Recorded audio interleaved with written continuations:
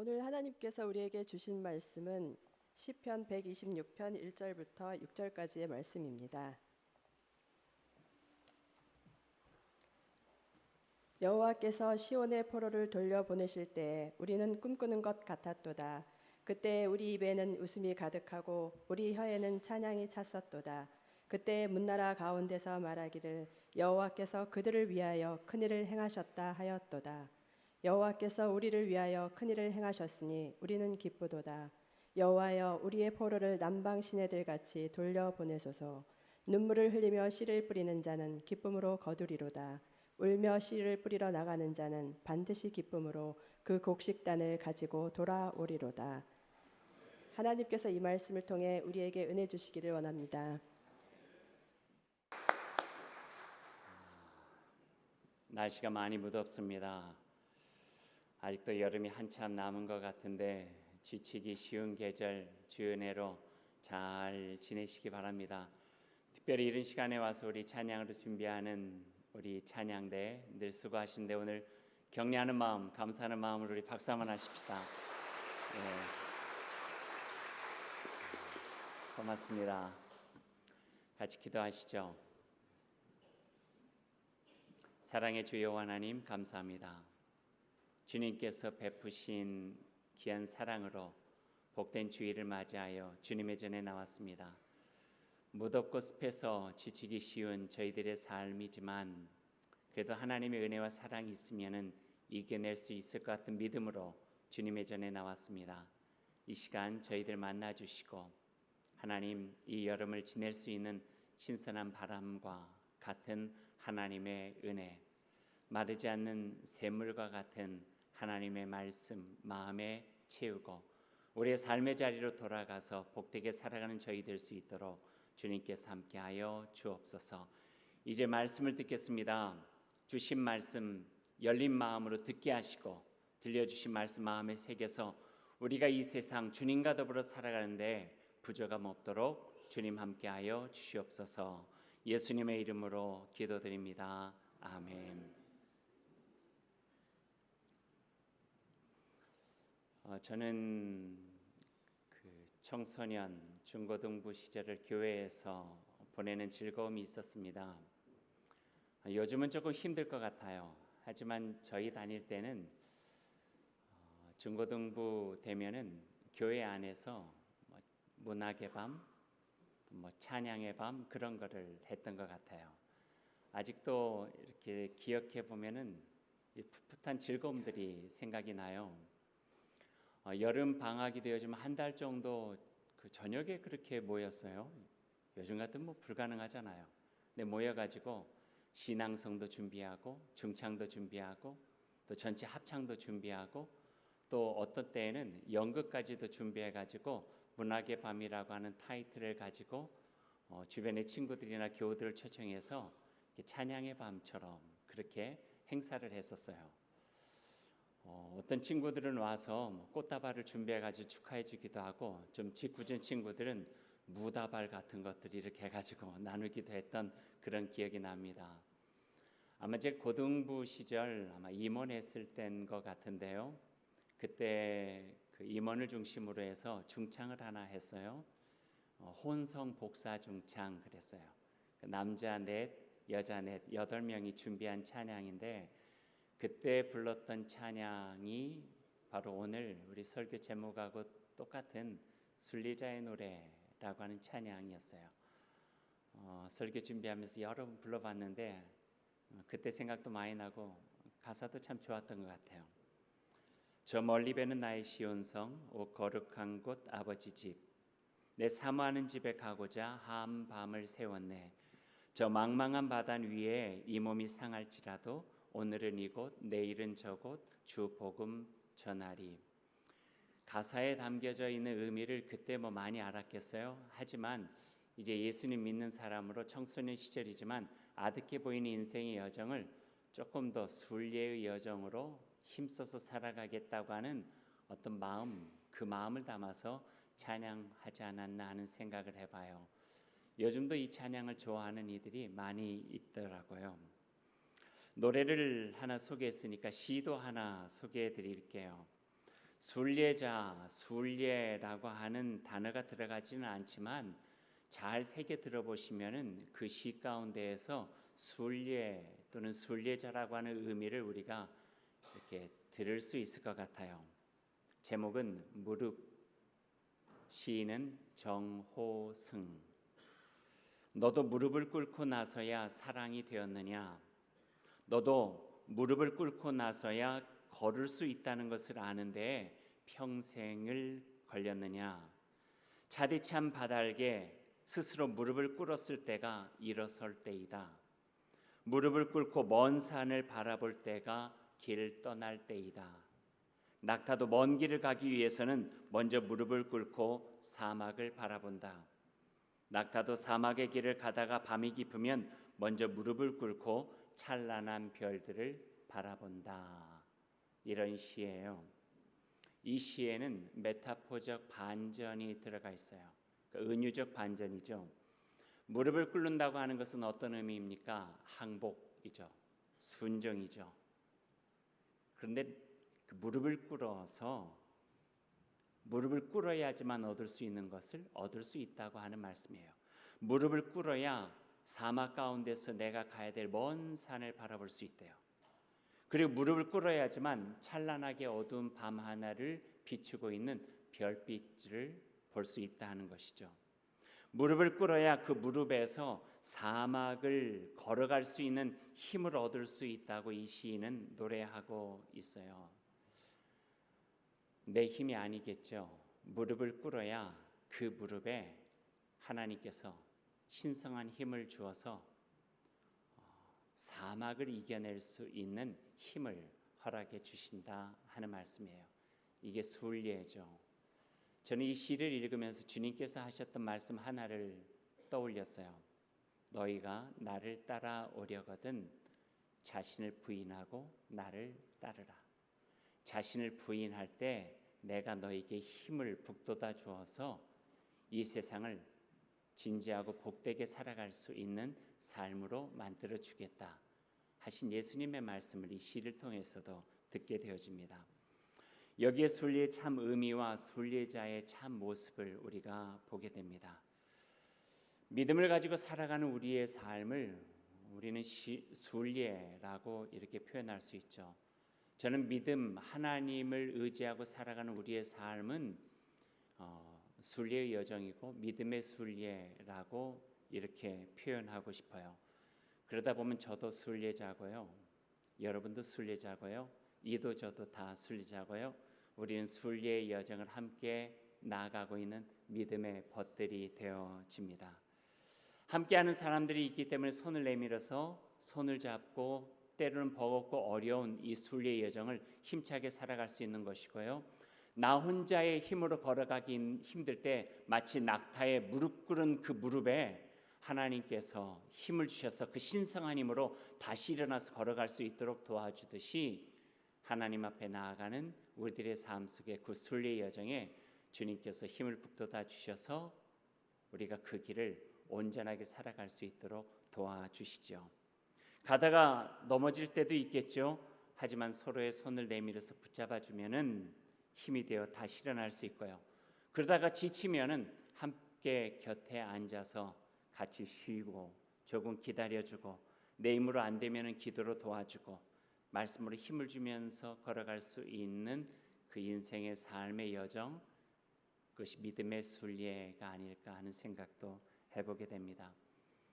또 그렇게 걸어갈 수 있는 것은 우리 곁에 주님이 계시기 때문이죠.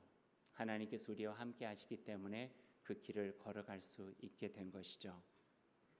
오늘 시편 126편은 바로 이러한 마음이 담겨져 있는 순례자의 노래입니다. 시편을 보면은요 150편의 말씀 중에서 120편에서 134편까지 15개의 시편을 순례자의 노래, 성전을 올라가면서 부르는 순례자의 노래라고 그렇게 구분해 놓았어요. 이스라엘 백성들이 포로에서 벗어나서 자기의 나라로 돌아왔지만 지중해 근안에 있는 사람들이 유대인의 명절이나 절기가 되어지면은 예루살렘 성전을 찾게 되죠. 성전을 찾으면서 불렀던 그 찬송 노래들이 바로 순례자의 노래들이에요. 그 노래 보면은 이전에 70여 년의 종살이를 통해서 가졌던 고통과 고난, 환난과 아픔들, 슬픔들이 노래하고 있고, 그곳에서 절벽과 같은 곳에서 구원해 주신 하나님의 은혜에 대한 감사와 기쁨이 있고, 결코 이루어질 수 없을 것만 같은 그 불가능해 보였던 절망의 숲에서 우리에게 희망을 주시고 다시 일어나서 살아갈 수 있도록 도와주시는 하나님의 은혜에 대한 찬송이 이 속에는 담겨져 있습니다. 그래서 이 찬양을 부르면서 유대인들은요, 명절과 절기가 되어지면은 하나님의 성전 예루살렘을 향하여 순리의 길을 떠나게 되는 거예요. 그 순리의 길에 그 고단한 여정을 이 찬양을 부르면서 예전에 하나님께서 베푸셨던 그 은혜를 기억하고 앞으로 살아갈 일을 주님과 함께 살아가겠다고 하는 고백의 노래들이 이 찬양 속에 담겨져 있죠. 순례라고 하는 것은 꼭 유대교, 이스라엘, 예루살렘 성전의 순례만으로 국한되어 있지는 않아요. 다른 종교를 보더라도 순례라고 하는 단어로 이야기하고 있는 부분들은 있어요. 이슬람교도, 그러니까 무슬림들은 사우디아라비아에 있는 메카를 향한 순례를 죽기 전에 꼭 해보고 싶은 한 가지 종교적인 의무로 받아들이고 있어요. 무슬림에서는요, 그 순례라고 하는 말을 하지라고 그래요. 하지. 그리고 순례를 한 사람, 메카 순례를 마친 사람들의 그 이름 앞에 하즈라고 그래요. 하지는 순례, 그 순례를 마친 순례자들은 하즈, 그렇게 이야기를 해서 구별하죠. 그리고 하즈, 순례를 마친 사람들이 살아가는 자기 집에다가는요, 하얀색 페인트를 칠해요. 그래서 구별해 놓고 있어요. 그러다 보니까 메카를 향하여서 순례를 하고 온 사람들의 집은 하얀색이어서 눈에 띄어서 그 동네에서 어려운 일이 있거나 힘든 일이 있으면 순례를 마친 사람한테 찾아가서 지혜를 구해요. 내가 이런저런 어려움이 있는데 내가 어떻게 하면 좋겠냐고 지혜를 구하고 도움을 청하는 일들이 그 이슬람의 전통 속에 남아 있다 해요. 왜 그럴까요? 순례는 그냥 여행이 아니기 때문에 그래요. 뭔가 그 순례를 통해서 그는 신 안에서 뭔가 깨달았겠다라고 하는 그 마음으로 도움을 청하고 지혜를 구하기도 하는 것 같아요. 이슬람만 그런 건 아니죠. 티베트 불교 안에 있어서 티베트 사람들은 라사에 있는 조캉사원이라고 하는 곳을 순례하는 것을 일생의 소원으로 삼고 있어요. 특별히 그들 중에 신심이 강한 이들은 그 조캉사원까지 순례의 길에 오체투지를 해요. 오체투지는 그냥 걷는 게 아니에요. 낮아서 걷는 거예요. 걸어가다가 몇 걸음 걷다가 온 몸을 바닥에다가 완전히 납작 엎드리죠. 무릎을 꿇는 정도가 아니에요. 바닥에 완전히 엎드려서 그리고 일어나고 그리고 몇 걸음 가다가 다시 엎드리고 그런 모습으로 걸어가고 있어요. 가끔 TV에서 보면은요, 그 모습은 장엄하기까지 해요. 무슬림이나 티베트 불교나 종교는 다르지만 무언가 배우고 추구하고자 하는 그들의 진실성과 고백의 적실함을 우리가 아무것도 아니다라고 평안해 버리는 것은 어쩌면 인간에 대한 예의가 아닐 것 같다 하는 생각도 들어요. 하지만 우리가 추구하는 것은 조금 다르죠.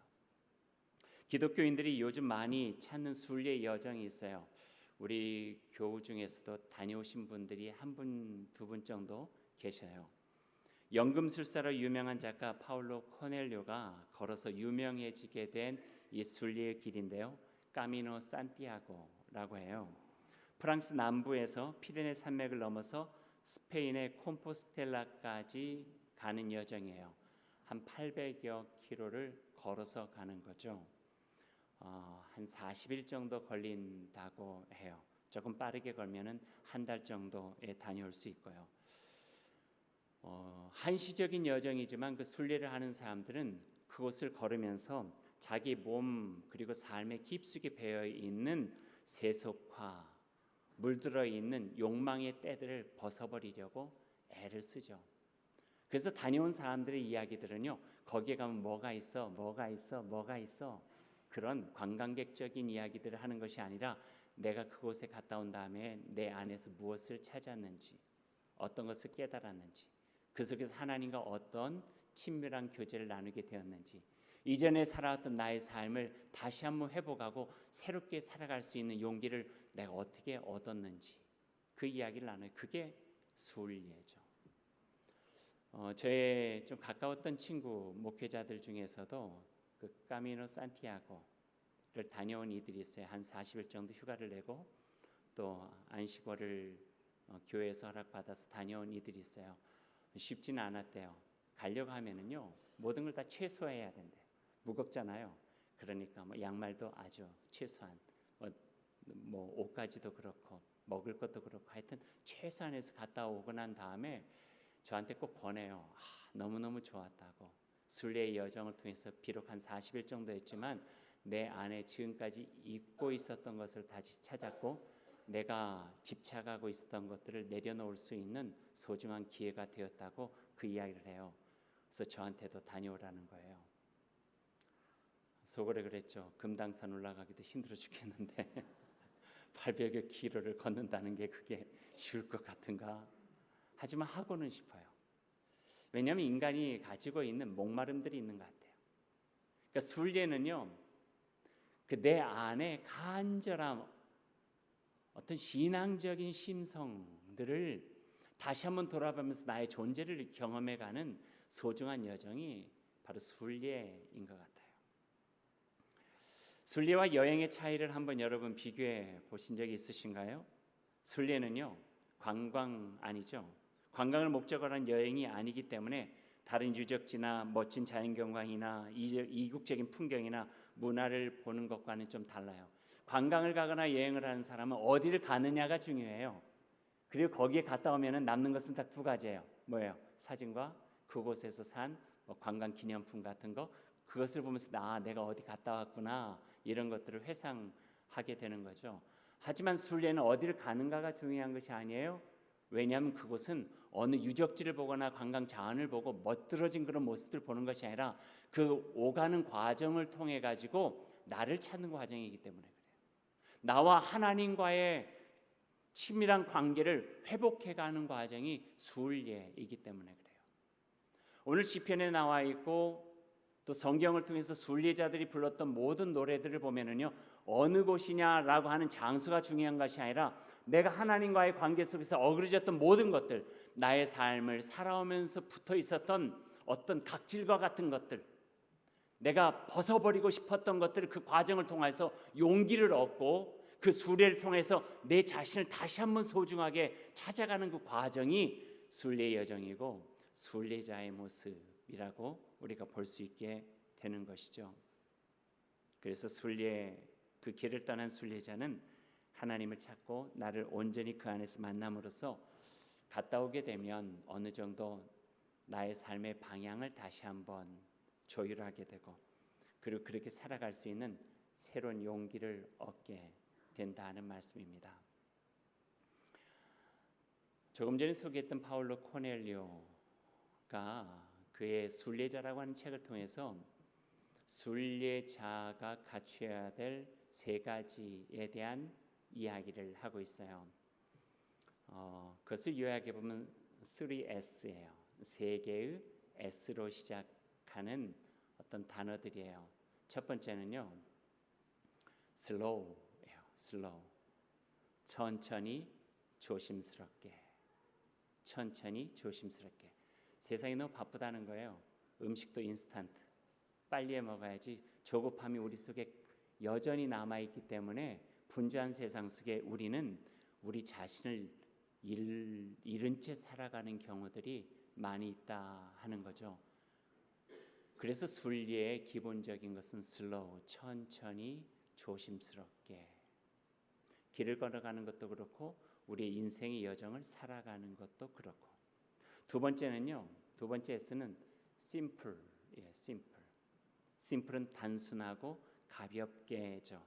복잡한 세상에서 자신을 잃지 않는 삶의 모습, simple예요. 우리가 간혹 이사할 때 보면은 이런 짐이 나에게 있었나 할 정도로 꺼내놓고 나면은 얼마나 짐들이 많은지 몰라요. 몇 년 동안 한 번도 사용하지 않았던 짐들이 구석구석에 다 처박아져 있죠. 이고 사는 것 같은 무거움이에요. 여러분 이번에 한번 정리해 보세요. 기회를 드릴게요. 9월에 바자 있거든요.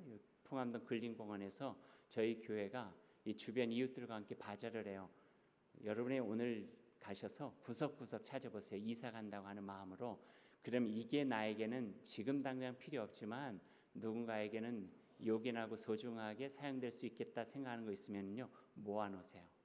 지금 가져오지 마시고 8월 22일부터 모을 테니까요, 그때 가져오시면 돼요. 그래서 함께 나누는 거예요. 그래서 나의 삶을 짐부터 줄여나가면서 덜어내고 내어놓고 심플, 단순하지만 나의 삶의 여정을 본질적으로 참되게 살아갈 수 있는 여정으로 조율해 가는 과정이죠. 세 번째가 있어요. 첫 번째가 slow, 두 번째가 simple이라면은 세 번째는 seeking, seeking, S-E-E-K-I-N-G, 추구하다, 찾다 하는 거예요. 진지함으로, 추구함으로. 순간을 살아갈 수밖에 없는 우리의 삶에서 순간순간 이루어진 일에 일희일비하는 것이 아니라 내가 추구하고 살아가고자 하는 근본적인 삶의 목표가 있다는 거예요. 목표가 분명한 사람은 휘둘리지 않아요. 내가 가야 될 곳이 분명한 사람은요, 주변에 가다가 거기서 주저앉지 않아요. 예전에 제가 교육 담당하고 있는 부목사 시절에 부모의 상담 가운데서 아이가 매우 힘들어하는 것을 경험한 적이 있어요. 그 아이는 다른 게 아니에요. 학교를 가야 되는데 학교를 안 가요. 분명히 학교를 갔어요. 안 가요. 뭐냐, 가다가 전자상가 앞에 있는 TV를 보면은 거기에 앉아가지고 이렇게 보는 거예요. 또 신기한 물건이 있잖아요. 거기에 그냥 있어요. 그러면서 내가 지금 학교를 가고 있다고 하는 것을 잊어버리는 거예요. 그러니까 엄마가 늘 손을 잡고 학교까지 데려다 주지 않으면은 중간에서 주변에 있는 달콤하고 그의 마음을 빼앗아가는 것에 실종되어 버리고 마는 거예요. 짧은 길도 그럴 수 있지만 인생의 여정도 그럴 수 있다는 거예요.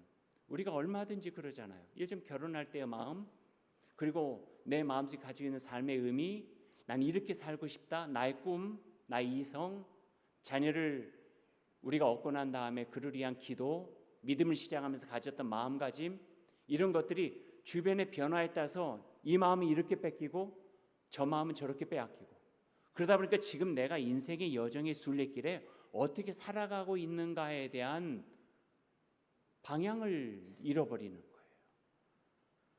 그러다 보니까 그 마지막에 하나님께서 내게 베풀어 주시는 그 사랑과 은총과 인생의 열매까지 잃어버린 채 지금 이 순간만에 휘둘려 버리는 삶의 그 아주 이 조각된 인생으로 전락해 버리고 만다 하는 거죠. 시킹이 필요해요. 인생의 순리라고 하는 것은 내가 가야 될 저 본향이 있다고 하는 거예요. 나를 기다리시는 분이 계신다는 거예요. 그분의 말씀과 그분의 뜻과 그분께서 나에게 주신 그 나라를 향해서 내 마음 분명히 의지하고 이뤄가야 될 나의 소명과 사명이 있다고 하는 거예요. 그걸 통하여 나는 벅차고 그걸 생각할 때마다 꿈이 생기고 그것을 내 마음에 두기 때문에 지치지 않고 주저앉지 않고 가야 될 길이 있기 때문에 용기를 내고 이 마음들, 이게 순례라는 거예요. 순례. Slow, simple, seeking. 천천히 조심스럽게, 단순하고 가볍게, 진지함과 추구함으로. 이게 순례자가 가져야 될 마음이고 순례자가 불러야 될 노래죠. 그런 마음을 가지고 오늘 시편의 말씀을 한번 보죠. 126편 성경을 펴서 우리가 함께 보십시다. 저들이 불렀던 순례자의 노래는 어떤 노래인지를 보면서 지금 우리가 나아가고 있는 순례의 여정 속에 우리 마음에 또 다른 깨달음과 또 경험을 하기를 원합니다. 126편을 한번 보세요. 먼저 순례의 길을 떠난 이들이 처음에 그들의 몫을 높여서 불렀던 노래는 기쁨과 감사예요. 생각하지 않았던 일들이 이루어졌거든요. 포로 시절에 막막한 절벽 속에 갇혀져 있는 것처럼 헤어날 길이 없다 생각했는데 하나님께서 은혜를 베풀어 주셔서 그들에게 다시 예루살렘으로 돌아갈 수 있는 길을 열어주신 거예요. 그리고 예루살렘 성전을 다시 그들이 나가서 예배하게 되니까 얼마나 감사하겠어요. 그 발강가에서 슬피 울면서 불렀던 노래가 아니라 하나님의 전을 향하여 나가면서 부를 수 있는 노래, 목표가 생긴 노래고 내가 갈 길이 있는 그런 노래이니 얼마나 벅차고 감동스럽겠어요. 그러니 그들이 노래의 처음은 기쁨과 감사예요. 1절에서부터 3절 말씀까지예요. 같이 한번 읽어볼까요? 여호와께서 시온의 포로를 돌려보내실 때에 우리는 꿈꾸는 것 같았도다. 그때 우리 입에는 웃음이 가득하고 우리 혀에는 찬양이 찼었도다. 그때 문나라 가운데에서 말하기를 여호와께서 그들을 위하여 큰 일을 행하셨다 하였도다. 여호와께서 우리를 위하여 큰 일을 행하셨으니 우리는 기쁘도다. 여호와께서 우리에게 큰 일을 행하셨으니 우리는 기쁘다. 감사, 기쁨이에요.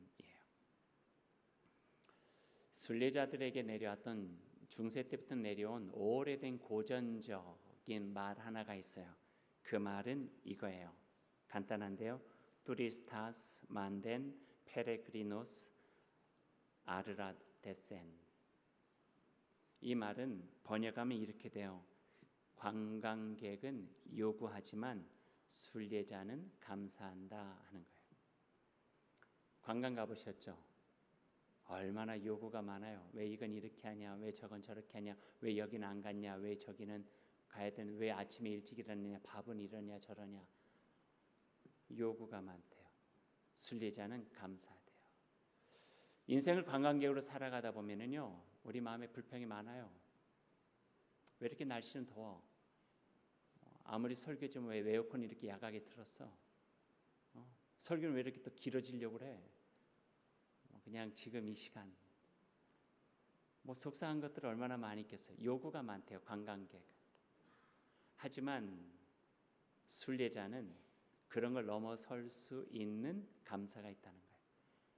비를 피할 수 있고 그래도 밖에보다는 시원한 공간이 있어서 하나님의 말씀 듣게 해주셨고 또 주님을 알게 됨으로 인하여서 내 인생을 더욱더 가치 있게 살아갈 수 있는 길을 열어주셨고 나에게 생명 주셨고 건강 주셨고 그분을 알게 된 기쁨이 내 안에 있고 곁에 함께 어렵고 힘들 때 위로받고 나눌 수 있는 가족이 있고 또 교회 안에서 만든 신앙 공동체에서의 좋은 벗들이 있어서 속상하고 힘들 때 기도해주고 같이 말씀 나눌 수 있는 좋은 사람들이 있고 그리고 우리는 마실 물도 있고 먹을 수 있는 음식도 있고 쉬고 싶으면 쉴 수도 있고 여러 가지 우리에게 주어진 것들이 너무 많이 있게 되는 것을 감사하는 거래요.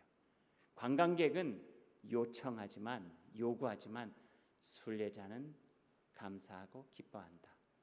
어쩌면 오늘 1, 2, 3절에 연결되어 준 말씀이에요. 그들이 뭐가 풍성하고 좋아서 찬양을 했겠어요. 하지만 바벨론 포로기 속에서 가졌던 그 마음들 있잖아요. 하나님 자유함만 주신다면 내 고국에 돌아가서 예배할 수 있는 기쁨만 주신다면 그것만 있으면 여한이 없겠습니다. 간절함이 있었기 때문에 그 안에서 모든 부족한 것들을 그들이 이겨낼 수 있고 용납해 나갈 수 있는 마음이 생겼다는 거예요. 그러다 보니까 그들의 여정이 관광의 여정이 아니라 순례의 여정, 믿음의 여정이 되었다는 것이고요. 그리고 난 다음에 4절 말씀을 하나님께 노래로 해요. 그 말씀은 부탁이에요. 같이 한번 읽어볼까요? 4절 여호와여 우리의 포로를 남방 시내들같이 돌려보내소서. 이 말씀은 이스라엘의 지형을 우리들이 온전히 알지 못하면은 이해하기가 힘들어요. 이스라엘의 남쪽 여기 남방이라고 하는 것은요 네게브라고 하는 드넓은 사막 지역이에요. 근데 우리가 사막 하면은 평평하게 생각하지만 네게브 지역은요 골짜기로 이루어져 있어요. 예전부터 거기는 물이 있었던 자리예요. 하지만 기후 변화로 해가지고요 물이 다 빠져버린 채 모래골짜기처럼 이루어진 데가 네게브 사막과 같은 곳이. 그게 남방 시내들이고요. 그런데 그렇게 사막 모래골짜기로 생겼다가 거기에 비가 내리잖아요. 성석에 있는 것처럼 이른 비나 늦은 비가 내리면은요 때 이른 비와 때 늦은 비 속에서 갑자기 그 모래골짜기에 물이 차오르기 시작하는데 높낮이에 따라서 물이 휘돌아가는 거예요. 그리고 얼마 있지 않아서 그 속에 숨겨져 있던 생명의 기운들이 움터 올라서 푸르러지기 시작하는 거예요. 정말 저는 운 좋게도 그걸 안 봤어요. 분명히 눈앞에 펼쳐져 있는 것은 와디라고 말하는 아주 그냥 모래벌판, 모래골짜기 같았는데 갑자기 빗줄기가 보이고 비가 내리고 난 다음에요, 완전히 푸르러진 것까지는 시간이 없어서 못 봤지만 푸릇푸릇하게 올라오는 모습들을 볼 수 있었던 거예요. 신기하고 기적과 같았어요. 그것을 이 백성들은 아는 거예요. 그 노래를 부르고 있는 거예요. 하나님, 제 눈앞에 보이는 것은 불모지와 같은 모래 골짜기밖에 없습니다. 하지만 하나님께서 비를 주시면은 생명의 물줄기를 통해서 거기에서는 푸르러지는 놀라운 역사가 있습니다. 이거를 그들이 고백하는 거예요. 마치 이스라엘 포로의 70년이 끝나고 예루살렘으로 돌아올 수 있었던 하나님의 은혜, 하나님께서 절망 속에 주신 희망처럼 그들이 노래를 부르고 있는 거죠. 그 노래 속에서 5절과 6절 핵심 구절을 같이 노래하고 있어요. 한번 읽어볼까요? 5절 6절입니다. 눈물을 흘리며 씨를 뿌리는 자는 기쁨으로 거두리로다. 울며 씨를 뿌리러 나가는 자는 반드시 기쁨으로 그 곡식단을 가지고 돌아오리로다 하는 거예요. 4절과 연결해서 읽으면은 이렇게 되어져요. 모래골짜기와 같은 곳에 하나님께서 빗줄기를 주시면은 푸르러지듯이 오늘 저는 모래골짜기와 같은 불모지와 같은 곳에 씨를 뿌리러 나갑니다. 다른 사람들이 조롱할지라도, 다른 사람들이 그거에 대해서 비웃을지라도 저는 하나님을 향한 신뢰가 있습니다. 주님이 비를 내려주시면 제가 파종한 씨앗들에서 싹이 돋고 움이 터올라서 푸르러지는 것에 대한 신뢰가 있습니다 하는 거예요. 울며 씨앗을 뿌린다고 하는 것이 그거예요. 힘들지라도, 눈앞에는 보이지 않을지라도 내가 나갈 수 있는 힘은 하나님께서 비를 내려주시면은 모래 골짜기 같은 네게브 사막, 남방 시내에 강물줄기가 돌면서 그것이 푸르러진다고 하는 희망의 찬가예요. 희망의 찬가. 순례자는 그 노래를 부르는 거예요. 나의 삶이 지금 고단하다 할지라도, 공고하다 할지라도, 모래 골짜기처럼 아무것도 보이지 않는 불모지라 할지라도 오늘도 하나님께서 내게 주신 그 뜻을 간직하고 하나님의 참된 선을 향하여서 내가 변함없이 살아갈 수 있는 것은, 내가 지금 씨앗을 뿌릴 수 있는 것은 언젠가 이 씨앗이 소용없는 것이 되지 않고 하나님께서 은혜의 담비를 허락해 주시면 싹이 돋아나서 푸르란 열매를 만들 수 있기 때문에 그렇습니다 하는 거예요. 목표가 있는 사람은요, 주저앉지 않아요. 순례예요. 관광이 아니라. 주님을 믿고 오늘도 우리의 뜻으로 살아가겠습니다. 아무리 힘들지라도. 이 말이죠. 저희는 주님을 믿는 자입니다. 주님의 진리를 알았습니다. 예수 그리스도의 십자가를 통해서 저에게 주신 말씀이 제 가슴 속에 있습니다. 그러기에 그 말씀에 씨앗을 뿌리며 세상이 아무리 분주하고 달콤한 유혹이 있다 할지라도 저희는 그 씨를 뿌리겠습니다. 생명의 씨앗, 진리의 씨앗을. 왜냐하면 하나님께서 함께 하시면 거기서 움이 돋아나 푸르러질 수 있다고 하는 확신이 있기 때문에 그렇습니다. 이거죠. 이야기 하나 하고 오늘 말씀을 맺죠. 한 의인이 있었어요. 의롭게 살아가려고 애썼던 이겠죠. 근데 그가 어느 날 소돔성에 대한 소식을 들어요. 소돔성이 죄와 벌 때문에 멸망하게 되었다 하는 이야기예요. 우리가 성경을 통해서 알고 있잖아요. 그 이야기를 이 의인이 듣게 된 거예요. 그 마음속에 있는 긍휼함으로 내가 그 소돔성에 가서 무언가 할 수 있는 일이 있지 않을까 생각해서 마음에 결심을 하고 그가 소돔성에 가요. 가보니까 멸망당할 수밖에 없는 모습들이 그 속에 있었어요. 거리와 시장은 탐욕과 거짓으로 가득 찼고 도둑질과 이기적인 욕심으로 타락한 도시의 추악함이 고스란히 남아져 있는 그 모습이 소돔성이었던 거예요. 그러나 그가 간 이유가 있잖아요. 그래서 처음에 그곳에 간 그 마음먹은 대로 도시와 거리들을 돌아다니면서 그들 향해서 외치기 시작해요. 마치 세례 요한처럼 돌아서야 합니다. 죄에서 돌아서십시오. 죄는 우리를 멸망하게 할 것입니다. 욕망과 거짓을 버리십시오. 하나님과 사랑과 은총을 믿고 선함으로 돌아서서 주의 백성답게 살아가야 됩니다. 거짓된 삶에 속지 마십시오. 달콤한 유혹에 넘어가지 마십시오. 우리가 하나님의 사람이라고 하는 것을 잊지 말고 정의롭게 평화로운 삶을 가지고 주의 백성답게 살아가야 됩니다. 몇 날 며칠이었는지 모르지만 눈을 뜨면은 거리로 나가고 그리고 해가 지면 들어오고 밤낮 없이 하나님께서 그의 마음속에 담겨주신 말씀을 외치면서 다닌 거예요. 하지만 쾌락 속에 젖어 있었던 소돔성의 사람들은 그의 말에 기울이려 하지 않아요. 아무런 소용도 없어요. 들으려 하지 않아요. 오히려 그가 나와서 하면 아이고 쟤는 소리 지르는구나, 돌을 던져가지고 자기 옆에서 들으려 하지 않고 쫓아내기만 할 뿐이에요. 어느 날 그 모습을 참 가엾게 여긴 한 아이가 이 의인을 찾아왔어요. 그리고 의인에게 다가가서 이렇게 물어요. 왜 아무도 들어주지 않고 아무리 외쳐도 소용없는 그 짓을 계속하고 계십니까? 그래요. 아무도 들어주는 사람도 없고 몇 날 며칠 외쳐봐야 아무런 소용없는 일을 왜 계속하고 계세요? 라고 물은 거예요. 그러자 그 의인이 그 아이에게 이렇게 대답을 했어요. 나도 알고 있단다. 내가 하는 일이 아무런 소용도 없고 사람들이 내 말 듣고 아무런 변화도 갖지 않다고 하는 것을 안단다. 하지만 내가 지금까지 소리를 지르고 있는 것은 다른 이들을 변화시키려 했던 마음도 있지만 또 한 가지는 다른 사람들이 나를 변화시키지 못하도록 나를 지켜가기 위해서란다.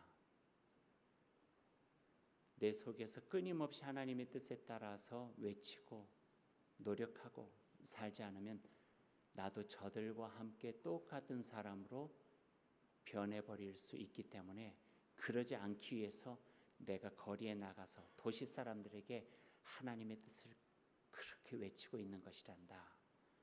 그렇게 아이에게 이야기를 했대요. 의를 행하는 것, 나에게 함부로 하는 사람에게 선을 행하는 것, 미움을 사랑으로 갚는 것, 어떨 때 보면은 소용없는 것처럼 보일 때도 있어요. 욕심을 내지 않고 내 안에 있는 정직함을 지켜나가는 것, 나만 손해보는 것 같아서 힘들 때도 있죠. 그렇게 살아가면 아무런 소용도 없고 아무런 변화가 보이지 않아서 그렇게 살아가는 것이 뭔 의미가 있나라고 내 자신에게 되물을 때도 있죠. 하지만 오늘 이 의의는 굉장히 소중한 것을 우리에게 가르쳐 주시는 거예요. 그것은 다른 사람을 변화시키기 이전에 내가 변화되지 않고 하나님의 사람으로 지켜나가고자 하는 굉장히 소중한 일이라고요. 그 일을 해야 되는 이유인 거예요. 알아주지 않아도 선을 행하고 알아주지 않아도 하나님께 우리의 마음을 드리고 알아주지 않아도 내 안에 주님의 뜻과 그 마음을 갖기 위해서 애를 쓰는 일, 소중한 일이에요. 신앙생활도 마찬가지예요. 주일 아침 정성껏 주님 앞에 나와서 예배를 드리는 일, 보면은 52주 예배 안 드리는 날도 있고 예배를 드리는 날도 있는데 별로 나의 삶에 지장이 있는 것 같지도 않고 어려움이 나타나는 것 같지도 않고 이게 뭐 나의 삶에 뭐 다른 사람한테 무슨 의미가 있을까 생각되기도 해요. 오랫동안 어떤 것을 간절하게 기도드렸는데 하나님께서 들어주지 않아요. 자식을 위해서 기도했는데 시험 성적이 안 좋기도 하고 합격을 위해서 기도했는데 불합격되기도 하고 건강을 위해서 기도했는데 감기 걸리고 아픈 것은 지속되고 별로 나의 기도가 소용이 없는 것처럼 느껴질 때도 있죠. 다른 이들을 선하게 대하는 것, 선하게 대해도 다른 사람들은 맨날 똑같아요. 나에 대해서 아는 것도 똑같고요. 나만 혼자 그냥 그러고 있는 것 같아요. 그러다 보니까 나만 뒤떨어지는 사람 같고 나만 외로운 사람 같고 내 안에 지속적으로 갖게 되어지는 갈등과 고민들이 있을 수밖에 없는 거죠. 근데 이게 순례의 여정 속에서 우리 안에 있는 거라는 거예요.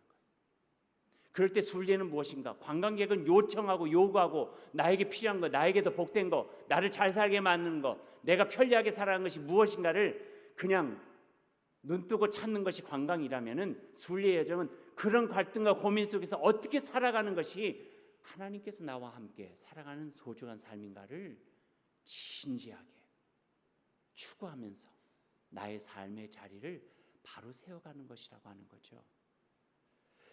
세상으로 인해서 변질되지 않기 위해서 하나님 앞에 나아가고 그 누가 관심 갖지 않아도 내가 하나님 안에서 나에게 주신 그 뜻을 분명하게 세우고 살아가게 된다면은 그 삶은 세상이 변화시킬 수 없는, 세상이 나를 그 힘으로 압도해내지 못하고 내 안에 있는 하나님의 말씀과 그 생명력이 주님께서 주시는 그 은혜가 세상을 압도해 나가면서 변질되지 않는 하나님의 백성다운 삶으로 살아갈 수 있는 용기를 우리가 가질 수 있게 된다는 말씀이죠. 그럴 때 우리의 삶은 순례의 길이 되고 우리가 부른 노래는 순례자의 노래가 되어지고 그 속에서 우리는 기쁨이 있고 감사가 있고 어려운 역경을 이겨낸 반전의 고백이 있고 힘들지만 마치 모래골짜기가 강물이 돋으면서 푸르러지듯이 우리의 삶은 열매가 있는 복된 삶이었다라고 주님 앞에 고백할 수 있는 참된 삶이 될 수 있다고 하는 확신이죠. 갈라디아서 6장에 있는 성경 말씀 한 구절로 오늘 말씀을 맺겠습니다. 너희가 선을 행하되 낙심하지 말지니 피곤치 아니하면 때가 이름에 거두리라. 너희가 선을 행하되 너희가 주님 믿고 주님 마음에 새긴 하나님을 믿는 순례의 여정을 믿음의 여정으로 살아갈 때 낙심하지 말라. 피곤치 아니하면 지치지 아니하면 때가 이름에 하나님께서 열매를 주실 것이다. 그래서 우리는 오늘도 울며 씨앗을 뿌리러 세상에 나오고 그 파종 끝에 기쁨으로 반드시 단을 거둔다는 하나님에 대한 신뢰를 가지고 순례자로 살아갈 수 있게 되는 것입니다. 그런 순례 여정에 저와 여러분 함께 살아가며 주께 귀한 영광의 삶이 될 수 있기를 간절히 소망합니다. 기도하겠습니다.